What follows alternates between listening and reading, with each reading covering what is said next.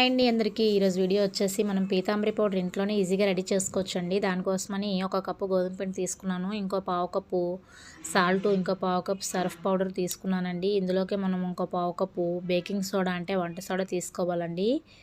వంట సోడా, ఇంకో పావు కప్పు నిమ్మప్పండి, అంటే క్రిస్టల్లా ఉంటుంది ఇలా, ఇదే నిమ్మప్పండి. ఇందులోకి మనము పీతాంబరి పౌడర్ కలర్ రావడం కోసం ఫుడ్ కలర్ వేసుకోవాలండి. ఫుడ్ కలర్ లేకపోతే ఇలా పసుపు వేసుకోవచ్చు.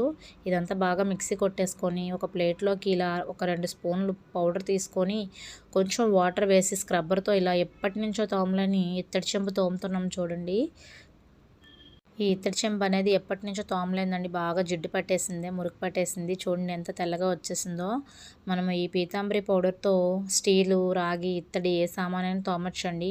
ఒకసారి రెడీ చేసుకొని ఈ పౌడర్ అనేది ఒక డబ్బాలో స్టోర్ చేసుకున్నాం అనుకోండి, డైలీ పూజ సామాన్లు తోమడానికి చాలా బాగుంటుందండి. వీడియో కనుక నచ్చితే లైక్ చేయండి, ఛానల్ సబ్స్క్రైబ్ చేసుకోండి. Thank you.